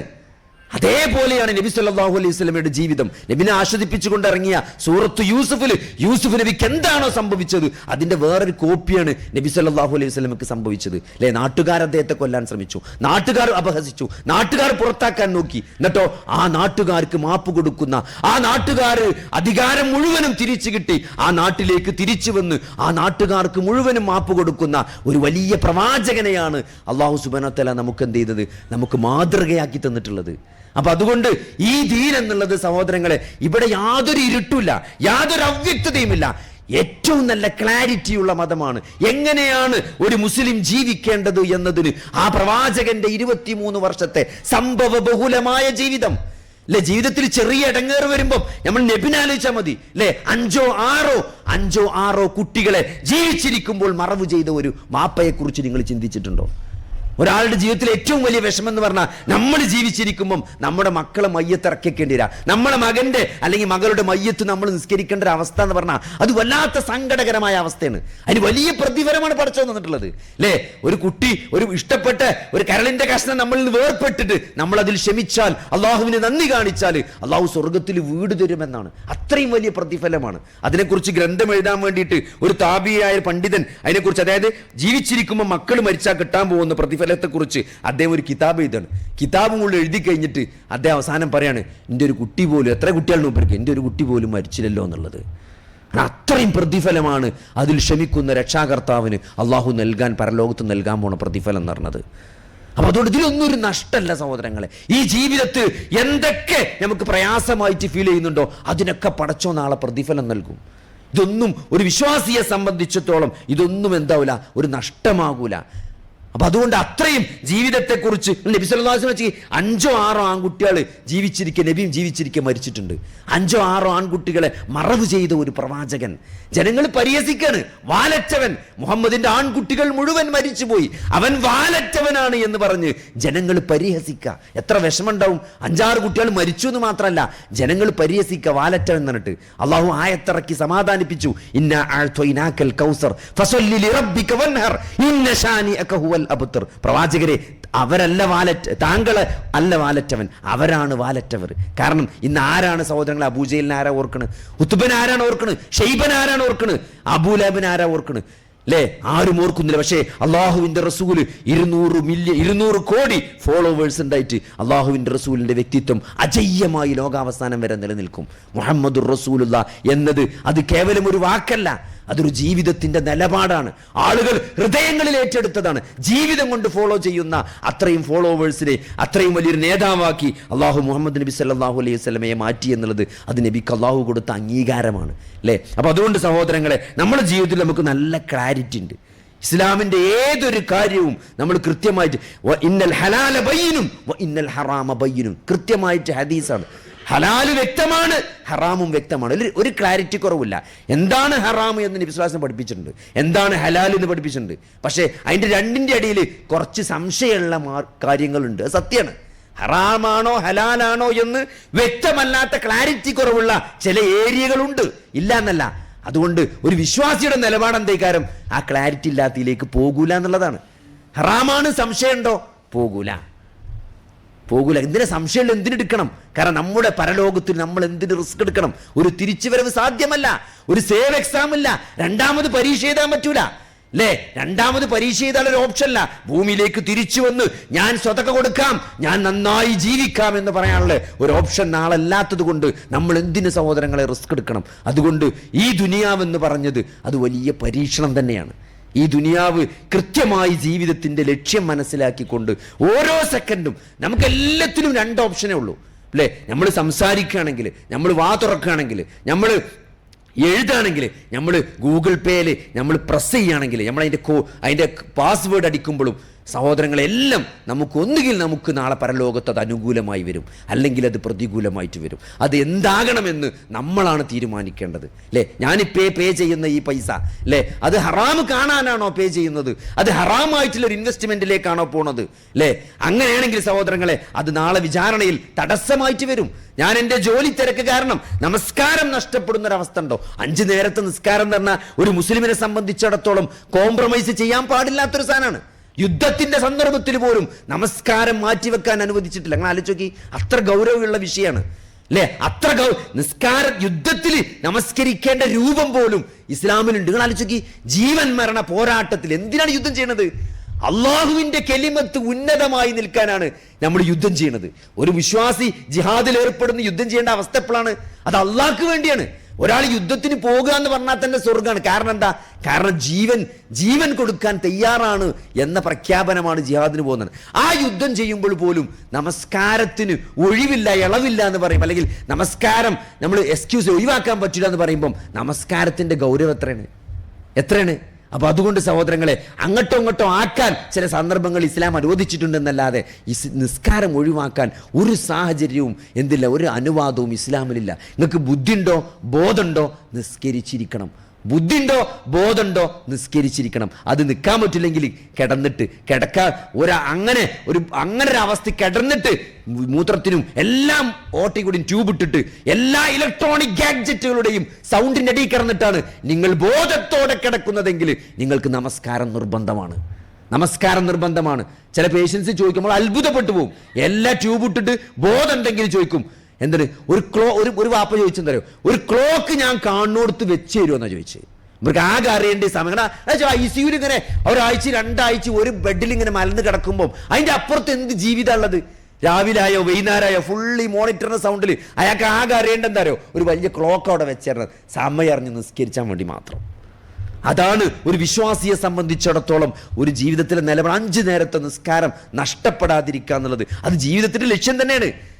അത് നഷ്ടപ്പെട്ട സഹോദരങ്ങളെ നാളെ പരലോകത്ത് പ്രയാസം ഉണ്ടാകും. കാരണം ഒരാള് മരിച്ചു ചെന്നാൽ ആദ്യം ചോദ്യം ചെയ്യപ്പെടുക നിസ്കാരത്തെക്കുറിച്ചാണ്. അത് സീരിയസ് ആണ്. ഒരാൾ ഇന്ന് മുസ്ലിം ആയി കഴിഞ്ഞാൽ അയാൾക്ക് ഒന്നും അറബി അറിയില്ല, നിസ്കരിക്കാറില്ലെങ്കിലും അയാൾ നിസ്കരിച്ചിരിക്കണം എന്നാണ്. എങ്ങനെയാണോ നിസ്കാരം അയാൾക്ക് മനസ്സിലാകുന്ന രൂപത്തിൽ പറഞ്ഞു കൊടുത്തിട്ട് തക്ബീറൊക്കെ ചൊല്ലി അല്ലാഹു അക്ബർ എന്നെങ്കിലും ആ അല്ലാ എന്നെങ്കിലും ഉച്ചരിച്ചിട്ട് അയാൾ നമസ്കരിക്കൽ നിർബന്ധമാണെന്നാണ് പണ്ഡിതന്മാർ പറഞ്ഞത്. നിസ്കാരം ഒഴിവാക്കാൻ യാതൊരു എക്സ്ക്യൂസും ഇസ്ലാമിലില്ല എന്നുള്ളതാണ്. പക്ഷെ ആ നിസ്കാരം ആലോചിക്ക്, ആ ജമാഅത്തിൽ നമ്മൾ സമയത്ത് തെറ്റി പോകുന്ന അവസ്ഥ, നമ്മൾ നിസ്കാരം സമയത്തെ തൊട്ട് മാറിപ്പോകുന്ന ദുനിയാവിന്റെ തിരക്കിൽ പെട്ട്, ജോലി കൊണ്ട് അല്ലെങ്കിൽ മീറ്റിങ്ങിൽ പെട്ട് നമസ്കാരം പോകുന്ന ഒരവസ്ഥ എന്ന് പറഞ്ഞാൽ അത് പരീക്ഷണമാണ്. ആ നമസ്കാരം അവിടെ നഷ്ടപ്പെട്ടു എന്നുള്ളത് നമ്മൾ ആ പരീക്ഷണത്തിൽ പരാജയപ്പെട്ടു എന്നുള്ളതാണ്. അപ്പൊ അതുകൊണ്ട് സഹോദരങ്ങളെ, നാളെ ഞാൻ നേരത്തെ പറഞ്ഞ പോലെ ഖബറിൽ ലോക്കായി കിടക്കുമ്പം ഇതൊക്കെ തിരിച്ചറിയും, ഇതൊക്കെ നമ്മൾ മനസ്സിലാക്കും. പക്ഷേ രണ്ടാമത് തിരുത്താനോ ഒരു സുബ്ഹാനല്ലാഹ് പോലും ചെല്ലാനുള്ള ഒരു അനുവാദം അല്ലെങ്കിൽ ഒരു സാധ്യത ആ ഖബറിൽ ഇല്ല എന്നുള്ളതാണ്. വെറുതെ അല്ലല്ലോ മഹാനായ ഉസ്മാൻ ഇബ്നു അഫ്ഫാൻ റളിയല്ലാഹു അൻഹു ഖബർ കാണുമ്പോൾ കരഞ്ഞു എന്ന് ഹദീസിൽ കാണാൻ പറ്റും. ഖബർ കാണുമ്പോഴും ഖബറിനെ പറ്റി കേൾക്കുമ്പോഴും കരഞ്ഞിട്ട് താടി രോമങ്ങളിലൂടെ കണ്ണീരിങ്ങനെ ഉറ്റിറ്റ് വീഴുമെന്നാണ്. നബി സല്ലല്ലാഹു അലൈഹി വസല്ലമയുടെ സദസ്സിൽ പരലോക ശിക്ഷയെ പറ്റി പറയുമ്പോഴൊന്നും ഇല്ലാത്തൊരു കരച്ചിലാണ് ഖബർ കാണുമ്പോഴും ഖബറിനെ പറ്റി പറയുമ്പോഴും ഉസ്മാൻ റളിയല്ലാഹു അൻഹു കരഞ്ഞിരുന്നത് എന്നാണ്. സഹാബത്ത് ചോദിക്കുമായിരുന്നു എന്നാണ്, എന്താണ് ഉസ്മാൻ ഖബറിനെ പറ്റി, ഖബർ കാണുമ്പോഴും ഖബറിനെ പറ്റി പറയുമ്പോഴും നരകശിക്ഷയെ പറ്റി പറയുമ്പോൾ ഇല്ലാത്തൊരു കരച്ചിൽ താങ്കൾക്ക് എന്താണ് ഖബറിനെ പറ്റി പറയുമ്പോഴും ഖബർ കാണുമ്പോഴും എന്ന് ചോദിച്ചപ്പം അദ്ദേഹം കൊടുത്തൊരു മറുപടി ഉണ്ട്. അള്ളാഹുവിൻ്റെ റസൂൽ പറയുന്നത് ഞാൻ കേട്ടിട്ടുണ്ട്, ഖബർ എന്ന് പറഞ്ഞാൽ നാളെ പരലോകത്തെ ആദ്യത്തെ വീടാണെന്നാണ്. ആദ്യത്തെ വീടാണ്. അവിടെ ആർക്കെങ്കിലും കാര്യങ്ങൾ എളുപ്പമായാൽ അവിടുന്ന് അങ്ങോട്ടൊക്കെ കാര്യങ്ങൾ അതിനേക്കാൾ എളുപ്പമായിരിക്കും. ഖബറിൽ എളുപ്പമാണെങ്കിൽ അവിടുന്ന് അങ്ങോട്ടൊക്കെ എളുപ്പമായിരിക്കും. ഖബറിൽ പ്രയാസമാണെങ്കിൽ അവിടുന്ന് അങ്ങോട്ട് കട്ടപ്പുകയ്ക്കാരം, അവിടുന്ന് അങ്ങോട്ട് പ്രയാസം തന്നെ ആയിരിക്കും. ആലോചിച്ച് നോക്കി, ആ അവസ്ഥയിൽ നമ്മൾ ഖബറിൽ കിടക്കുന്ന ഒരു സിറ്റുവേഷൻ ആലോചിച്ച് നോക്കി. കാരണം ഇനി ഒന്നും മാക്കില്ല, ഒന്ന് നിസ്കരിക്കാൻ പറ്റില്ല, നോമ്പ് വിൽക്കാൻ പറ്റില്ല, സ്വതക്ക ചെയ്യാൻ പറ്റില്ല, അമല് ചെയ്യാൻ പറ്റില്ല, കർമ്മങ്ങളൊക്കെ ലോക്കായി കഴിഞ്ഞു. ഇനി എന്താണ് ബാക്കിയുള്ളത്? ഒരു വിചാരണ മാത്രമാണ് ഇനി ബാക്കിയുള്ളത്. ആ വിചാരണ എങ്ങോട്ടെടുക്കുക എന്ന് ഏകദേശം സൂചന കിട്ടിയിട്ടുണ്ടാവും. അള്ളാഹുവിൻ്റെ കാരുണ്യം മാത്രം പ്രതീക്ഷിച്ചിട്ടാണ് പിന്നെ ആ ഖബറിൽ കിടക്കുന്നത്. അതുകൊണ്ടാണ് ഉസ്മാൻ ഇബ്നു അഫ്ഫാൻ അള്ളാഹുവിൻ്റെ ഖബർ കാണുമ്പം കരഞ്ഞത്, ഖബർ ഓർത്തിട്ട് കരഞ്ഞത്, ഖബറിനെ പറ്റി കേൾക്കുമ്പം കരഞ്ഞത്. പക്ഷേ അത് വെറും ഒരു കരച്ചിൽ അവസാനിക്കണില്ല, അത് കർമ്മങ്ങളിലൂടെ ആ ഖബറിലേക്ക് അദ്ദേഹം നേടിയിട്ടുണ്ട്. മസ്ജിദുൻ നബവി എക്സ്പാൻഡ് ചെയ്യാൻ വേണ്ടിയിട്ട് സ്ഥലം ആര് വാങ്ങിക്കൊടുക്കുമെന്ന് ചോദിച്ചപ്പം മസ്ജിദുൻ നബിയോട് ചേർന്ന് നിൽക്കുന്ന യഹൂദൻ്റെ സ്ഥലം അന്നത്തെ ആയിരക്കണക്കിന് സ്വർണ്ണ ദീനാർ കൊടുത്ത് മസ്ജിദുൻ നബവിക്ക് വാങ്ങിക്കൊടുത്തത് മഹാനായ ഉസ്മാൻ ഇബ്നു അഫ്ഫാനാണ്. ഇന്നും ആ മസ്ജിദ് നബവിയിൽ നടക്കുന്ന നിസ്കരിക്കുന്ന ആളുകളുടെ പ്രതിഫലം അദ്ദേഹത്തിന് കിട്ടിക്കൊണ്ടിരിക്കുകയാണ് അല്ലേ. മദീനക്കാർക്ക് വരൾച്ചയാണ്, വെള്ളമില്ലാത്തൊരവസ്ഥയിൽ യഹൂദന്റെ കിണറ്റിൽ മാത്രമാണ് വെള്ളമുള്ളത്. ആ കിണർ ആര് മുസ്ലിങ്ങൾക്ക് വാങ്ങിക്കൊടുക്കും എന്ന് ചോദിച്ചപ്പം അന്നത്തെ കാലത്ത് ആയിരക്കണക്കിന് ദീനാർ കൊടുത്തിട്ട് ആ കിണർ മുസ്ലിങ്ങൾക്ക് വാങ്ങിക്കൊടുത്തത് മഹാനായ ഉസ്മാൻ ഇബ്നു അഫ്ഫാൻ റളിയല്ലാഹു അൻഹു. തബൂക്കിലേക്ക് സൈന്യത്തെ അയക്കാൻ വേണ്ടി സാമ്പത്തികമായി വലിയ പ്രയാസമുണ്ട്. അല്ലാഹുവിന്റെ മാർഗത്തിൽ സമ്പത്ത് തബൂക്കിന് വേണ്ടി ചെലവഴിക്കുമെന്ന് പറഞ്ഞപ്പം അന്നത്തെ ആയിരക്കണക്കിന് സ്വർണ്ണ ദീനാർ തബൂക്ക് യുദ്ധത്തിന് വേണ്ടി ചെലവഴിച്ച മഹാനായ ഉസ്മാൻ ഇബ്നു അഫ്ഫാൻ റളിയല്ലാഹു അൻഹു. അതുകൊണ്ട് ഖബർ കാണുമ്പോൾ ഉസ്മാൻ വെറുതെ കരഞ്ഞതല്ല സഹോദരങ്ങളെ റളിയല്ലാഹു അൻഹു, അദ്ദേഹം കരഞ്ഞതിൽ കാര്യമുണ്ട്. അതേപോലെ സഹോദരങ്ങളെ നമ്മുടെ ഖബറിലേക്ക് എന്തുണ്ട് എന്നുള്ളതാണ്. എന്തുണ്ട് ഈ പ്രൊഫഷണൽ ജീവിതത്തിൽ, തിരക്ക് പിടിച്ച ജീവിതത്തിൽ നമ്മൾ ദുനിയാവ് കുറെ ഒരുപക്ഷെ നേടിയിട്ടുണ്ടാകാം, പക്ഷേ ആ ദുനിയാവ് നമ്മുടെ ആഖിറത്തിന് ഒരു തടസ്സമായിട്ടുണ്ടോ എന്നുള്ളതാണ്. നമ്മുടെ ആഖിറത്തിലെ അപ്പോൾ ദുനിയാവ് എന്നത് എന്തല്ല, ഒരു ലക്ഷ്യമായി മാറും, അതൊരു മാർഗമാണ്. ഒരു മാർഗമായിട്ട് അതിനെ കാണാൻ പറ്റുള്ളൂ. നാളെ പരലോകത്ത് വിജയം വരിക്കാനുള്ള അള്ളാഹു നൽകിയ ഒരു മാർഗമാണ് ഈ ദുനിയാവ് എന്ന ശരിയായ ബോധത്തോടെ ദുനിയാവിനെ സമീപിക്കാൻ ഒരു വിശ്വാസിക്ക് സാധിക്കേണ്ടതുണ്ട്. അതിൽ പ്രൊഫഷണലിനെ സംബന്ധിച്ചിടത്തോളം ഏറ്റവും നന്നായിട്ടത് ഉപയോഗപ്പെടുത്താൻ അതിന് സമയമാകട്ടെ, അതിലെ വിഭവങ്ങളാകട്ടെ, അതൊക്കെ ഏറ്റവും നന്നായി ഉപയോഗപ്പെടുത്താൻ കഴിവുള്ളവനാണ് ഒരു പ്രൊഫഷണൽ എന്ന നിലക്ക് നമ്മളെല്ലാവരും. അതുകൊണ്ട് നമ്മുടെ ഓരോ കാര്യങ്ങളും നാളെ പരലോകത്ത് നമുക്ക് വിജയം കിട്ടുന്ന രൂപത്തിലേക്ക് നമുക്ക് മാറ്റാൻ സാധിക്കേണ്ടതുണ്ട്. അത് നമ്മുടെ ടൈമാണെങ്കിലും, നമ്മുടെ ടൈം സഹോദരങ്ങളെ നമ്മൾ അള്ളാഹുവിന് വേണ്ടി, ദീനിന് വേണ്ടി നമുക്ക് എന്ത് ചെയ്യാൻ പറ്റുന്നതാണ്. നോക്കി, ഓരോ മുൻഗാമികളായ പണ്ഡിതന്മാരും മഹാന്മാരുമായ ആളുകൾ ഇസ്ലാമിന് വേണ്ടി അവർ ചെയ്ത സേവനങ്ങൾ അല്ലേ. ഇമാം ബുഖാരി ഒരു ജീവിതം മുഴുവനാണ് ഇസ്ലാമിന് വേണ്ടി അദ്ദേഹം സമർപ്പിച്ചത്. അദ്ദേഹത്തിന്റെ ഗ്രന്ഥങ്ങൾ ഓരോ ആളെയും, ഇപ്പൊ ഇമാം ബുഖാരി ബുഖാറക്കാരനാണ്, അദ്ദേഹം ജന്മനാ അറബിയല്ല, അദ്ദേഹം ബുഖാറക്കാരനാണ് അല്ലേ. ഇന്നത്തെ ബുഖാറ എന്ന് പറയുന്നത് പഴയ USSR റഷ്യയുടെ ആ ഭാഗത്തുള്ള ഏരിയയാണ്. അവിടേക്ക് സഹോദരങ്ങളെ ഇസ്ലാം അത് അബ്ബാസിയ കാലഘട്ടത്തിലൊക്കെ ഇസ്ലാം വന്നതാണ്. അങ്ങനെ മുസ്ലിമായ ഒരു വ്യക്തി, നിങ്ങൾ ആലോചിച്ച് നോക്കി, അങ്ങനെ മുസ്ലിമായ ഒരു വ്യക്തി ഖുർആനും ഹദീസൊക്കെ പഠിച്ച് ഇന്ന് നമ്മളെല്ലാവരും റെഫറൻസ് ആയിട്ട് സ്വീകരിക്കുന്ന, ഫോളോ ചെയ്യുന്ന ഇമാം ബുഖാരിയുടെ സഹീഹുൽ ബുഖാരി രചിച്ചെങ്കിൽ അത്ര വലിയ സേവനമാണ് അവർ ഇസ്ലാമിന് നൽകിയത് അല്ലേ. ഇമാം തൊബരി ഏറ്റവും വലിയ തഫ്സീർ എഴുതിയ ആളാണ് ഇമാം തൊബരി. ഇസ്ലാമിക ലോകത്ത് അറിയപ്പെടുന്ന മുഫസ്സിരീങ്ങളിലാണ് തൊബരി. തൊബരിസ്ഥാൻ എന്ന സ്ഥലത്താണ് അദ്ദേഹം ജനിച്ചത്. അദ്ദേഹം ഇസ്ലാമിന് വേണ്ടി അദ്ദേഹം നേരത്തെ പറഞ്ഞ പോലെ അതും ഈ റഷ്യയുടെ ഭാഗത്തുള്ള സ്ഥലമാണ് തബരിസ്ഥാൻ എന്ന് പറഞ്ഞാൽ. അദ്ദേഹം കാസ്പിയൻ കടലിന്റെ തീരത്തുള്ള ഒരു നാടാണ് ഈ തബരിസ്ഥാൻ. അദ്ദേഹം 40 വർഷമാണ് അല്ലെ, അദ്ദേഹത്തെ കുറിച്ച് ആ ചരിത്രത്തിൽ കാണാൻ പറ്റും. 40 വർഷം അദ്ദേഹം എന്ത് ചെയ്യുന്നുണ്ട്, ഒരു ദിവസം 40 പേജ് എഴുതുമായിരുന്നു എന്നാണ്. 40 വർഷം തുടർച്ചയായിട്ട്. ഇന്ന് നിങ്ങൾ ആലോചിച്ച് നോക്കി, ഇന്ന് എത്രയോ സംവിധാനങ്ങൾ നമുക്കുണ്ട്, വോയിസ് ടൈപ്പിംഗ് ഉണ്ട്, എങ്ങനെ നമുക്ക് ടൈപ്പ് ചെയ്യാം. നിങ്ങൾക്ക് ഒരു 40 പേജ് ഒരു ദിവസം എഴുതാൻ കഴിയുമെന്ന്?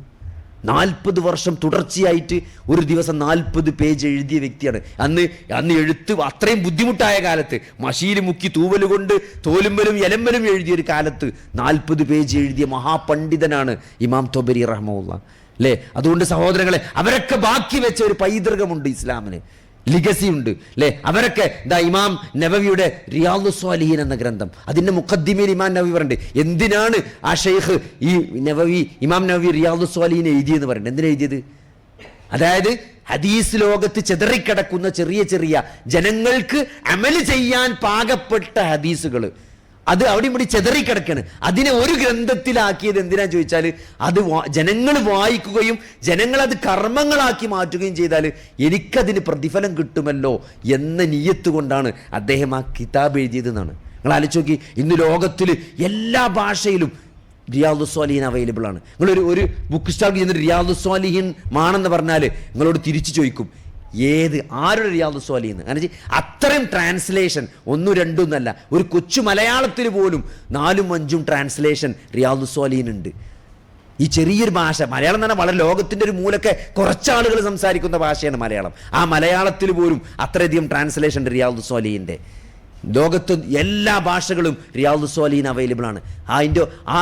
അദ്ദേഹം ആ ഗ്രന്ഥം രചിച്ചപ്പം അതിൻ്റെ ഉദ്ദേശം പറയുന്നുണ്ട്. എന്തിനാണ് എഴുതിയത്?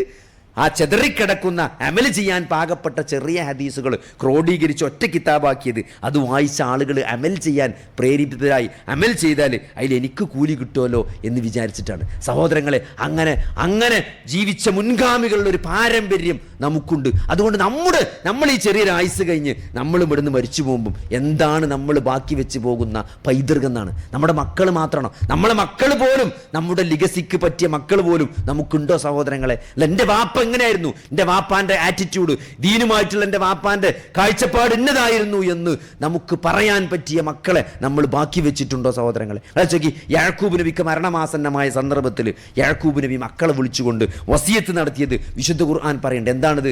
എനിക്ക് ശേഷം നിങ്ങൾ ആരെയാണ് ആരാധിക്കാന്നാ ചോദിച്ചത് അല്ലേ? ആ സ്വത്തെന്താ ചെയ്യുക, ഈ സ്വത്തെന്താ ചെയ്യുക, മറ്റേ മോക്ക് അവിടുത്തെ കൊടുക്കണം, ഓക്ക് ഇവിടെ ആ കാൾടെക്സിന്റെ അവിടെയുള്ള 10 സെന്റ് ഓക്ക് കൊടുക്കണം എന്ന് പറയാനല്ല യാക്കൂബ് നബി മക്കളെ വിളിച്ചത്. എനിക്ക് ശേഷം നിങ്ങൾ ആരെയാണ് ആരാധിക്കുക എന്നുള്ളത്.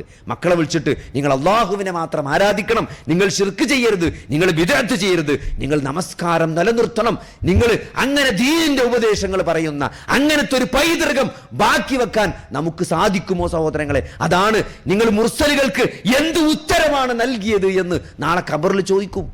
എന്താണ് പ്രവാചകൻ എന്തുത്തരമാണ് ജീവിതം കൊണ്ട് നമ്മൾ നൽകിയത്? മുസ്ലിം എന്ന പേര് സ്വീകരിച്ചിട്ട് സഹോദരങ്ങളെ ജീവിതം കൊണ്ട് നമ്മൾ ഒരു മുസ്ലിമായി നമ്മൾ ജീവിച്ചിട്ടുണ്ടോ? നമ്മൾ ഇസ്ലാമോഫോബിയ പേടിച്ചുകൊണ്ട്, ആളുകളെ പേടിച്ചുകൊണ്ട് അങ്ങനെ ചെയ്താൽ പ്രശ്നം, ഇങ്ങനെ ചെയ്താൽ പ്രശ്നം വെച്ചിട്ട് ദീനിന്റെ അടയാളങ്ങൾ ഒളിപ്പിച്ച് വെച്ച് ദീന് പുറത്ത് പറയാൻ, ഞാനൊരു മുസ്ലിമാണെന്ന് പ്രഖ്യാപിക്കാൻ നമുക്ക് മടിയുണ്ടോ സഹോദരങ്ങളെ?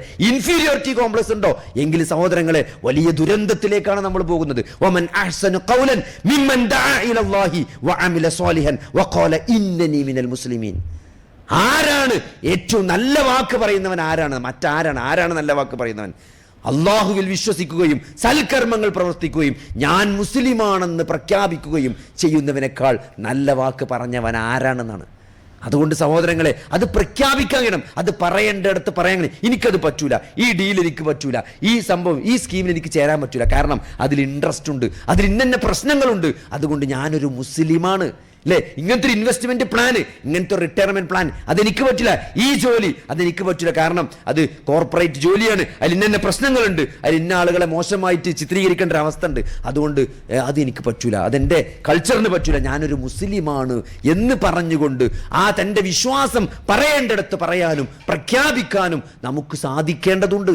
അവിടെയാണ് നമ്മൾ വ്യത്യസ്തരാകുന്നത്. അവിടെയാണ് ഹുവസമ്മാക്കുമുൽ മുസ്ലിമീൻ, അവൻ നിങ്ങൾക്ക് മുസ്ലിം എന്ന പേര് നൽകിയിരിക്കുന്നു എന്നത്. അത് കുന്തും ഖൈറ ഉമ്മ, നിങ്ങൾ ഏറ്റവും നല്ല സമുദായമാണ് എന്ന ഈ പ്രപഞ്ചത്തിന്റെ സൃഷ്ടാവിന്റെ ഒരു പ്രസ്താവനയാണ്. നിങ്ങളാണ് ഏറ്റവും നല്ല സമുദായം. അത് സഹോദരങ്ങളെ, അത് കേവലം അലങ്കാരമല്ല, അതൊരു ഉത്തരവാദിത്തമാണ്. എപ്പോൾ ബിൽ മഅറൂഫ്, നന്മ കൽപ്പിക്കുമ്പോൾ, വതൻഹൗന അനിൽ മുൻകർ, തിന്മ വിരോധിക്കുമ്പോൾ. നന്മ കൽപ്പിക്കുകയും തിന്മ വിരോധിക്കുകയും ചെയ്യുന്ന മുസ്ലിം, അള്ളാഹുവിനോടും റസൂലിനോടും വിധേയത്വമുള്ള ആളുകൾക്കുള്ള അലങ്കാരമാണെന്ത്?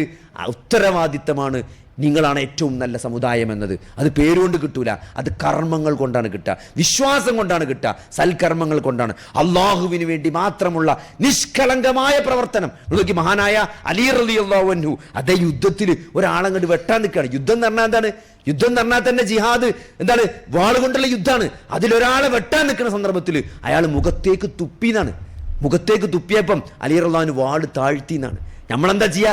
ഒന്നും കൂടി ശക്തിയായിട്ട് വെട്ടുക ചെയ്യുക. വെട്ടാൻ നിൽക്കണോ മുഖത്തേക്ക് തുപ്പിയാൽ ഒന്നും കൂടി ശക്തിയായിട്ട് വെട്ടുക ചെയ്യുക. പക്ഷേ അലി റളിയല്ലാഹു അൻഹു വാള് താഴ്ത്തി. എന്നിട്ട് എന്താ അറിയോ? ഇപ്പോൾ ഞാൻ വെട്ടിയാൽ ആ തുപ്പീൻ്റെ പ്രതികാരമായി മാറും, ആ തുപ്പീൻ്റെ പ്രതികാരമായിട്ട് മാറും. കാരണം മനസ്സിൽ കുറച്ചൊരു ദേഷ്യം അവനോട് വ്യക്തിപരമായി വന്നു.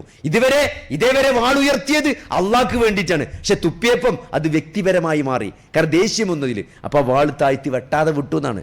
അത്രയും ചെയ്യുന്ന കർമ്മങ്ങളിൽ അത്രയും ഇഖ്ലാസ് ഉണ്ടാകണം എന്നാഗ്രഹിച്ച ഒരു സമൂഹം നമ്മുടെ മുമ്പേ നടന്നു പോയിട്ടുണ്ട്. പക്ഷെ നമ്മൾ ഇന്ന് ഇപ്പോഴും ഫുള്ള് ഷോല് പെട്ട് കിടക്കുകയാണ്, റിയായിൽ പെട്ട് കിടക്കുകയാണ്. 10 ഉറുപ്പ്യൻ്റെ പരിപാടി വെക്കാൻ 1000 ഉറുപ്പ്യൻ്റെ പബ്ലിസിറ്റി കൊടുത്തിട്ട് അത് ജനങ്ങളെ കാണിച്ച് സോഷ്യൽ മീഡിയയിൽ അലക്കി. സഹോദരങ്ങളെ, നമ്മുടെ കർമ്മങ്ങൾ, ചെയ്യുന്ന കർമ്മങ്ങൾ പോലും നഷ്ടപ്പെടുന്നൊരു സാഹചര്യം നമുക്കുണ്ടോ എന്ന് നമ്മൾ പരിശോധിക്കണം. അതുകൊണ്ട് ഇതൊരിക്കലും ഈ ദീന് നമ്മൾ നഷ്ടപ്പെടുന്ന ഒരവസ്ഥ ഉണ്ടാകാൻ പാടില്ല. കാരണം ഈ ദീനാണ് ജീവിതത്തിലെ ഏറ്റവും പ്രധാനപ്പെട്ടത് എന്ന് നമ്മൾ തിരിച്ചറിയണം. കാരണം എല്ലാവരും മരിക്കും. കുല്ലു നഫ്സും ദാഇഖത്തുൽ മൗത്ത് വഇന്നമാ തുവഫൗന ഉജൂറക്കും യൗമൽ ഖിയാമ ഫമൻ സുഅ്സിഅ അനിൻ നാർ വഉദ്ഖിലൽ ജന്ന ഫഖദ് ഫാസ് വമൽ ഹയാത്തുദ് ദുനിയ ഇല്ലാ മതാഉൽ ഉറൂർ. സൂറത്ത് ആൽ ഇംറാനിൽ അല്ലാഹു പറയാണ്, എന്താണ് മരണത്തിനു ശേഷം എന്താണ്? ആര് നരകത്തിൽ നിന്ന് അകറ്റപ്പെടുകയും സ്വർഗത്തിൽ പ്രവേശിക്കപ്പെടുകയും ചെയ്യുന്നു, അവരാണ് വിജയിച്ച ആളുകൾ. അതുകൊണ്ട് ആ ഒരു ബോധം സഹോദരങ്ങളെ, ജീവിതമെന്നത് ഒരിക്കലേ ഉണ്ടാവുള്ളൂ. ഇന്ന് അള്ളാഹുവിനും റസൂലിനും വഴിപ്പെട്ടുകൊണ്ട് അത് നമ്മുടെ ജീവിതത്തിൽ ഏറ്റവും കൂടുതൽ പറയുന്നൊരു വാക്കാണ് അല്ലാഹു അക്ബർ. അല്ലാഹു അക്ബർ. നമ്മൾ ബാങ്കിൽ എത്ര തവണ അല്ലാഹു അക്ബർ പറയുന്നുണ്ട്? ആ ബാങ്കിന് ജവാബ് കൊടുക്കുമ്പോൾ നമ്മൾ പറയുന്നുണ്ട്, ബാങ്ക് കേൾക്കുമ്പോണ്ട് ജവാബ് കൊടുക്കുമ്പോണ്ട്, ഇക്കാമത്ത് പറയുമ്പം അതിന് ജവാബ് കൊടുക്കുമ്പോണ്ട്. അതേപോലെ അത് കഴിഞ്ഞ് നിസ്കാരത്തിൽ എത്ര അല്ലാഹു അക്ബർ? നിസ്കാരം കഴിഞ്ഞ് 33 വട്ടം, പിന്നെ സുന്നത്ത് നിസ്കാരം, ഓരോ നിസ്കാരത്തിലും അല്ലാഹു അക്ബർ. അതിന്റെ ബാങ്കിന് അല്ലാഹു അക്ബർ, ഇക്കാമത്തിന് അല്ലാഹു അക്ബർ, നിസ്കാരം കഴിഞ്ഞിട്ട് 33, ഉറങ്ങാൻ നേരത്ത് 34. ജീവിതത്തിൽ ഒരു പക്ഷേ നിങ്ങൾ ഏറ്റവും കൂടുതൽ പറഞ്ഞ വാക്കുകളിൽ ഒന്നായിരിക്കും അല്ലാഹു അക്ബർ എന്ന്. അല്ലാഹു വലിയവൻ. അത് കേവലം ഒരു വലിപ്പത്തിന്റെ, ഒരു അളമത്തിന്റെ ഗാംഭീര്യം മാത്രമല്ല, അത് ജീവിതത്തിന്റെ നിലപാടാണ്.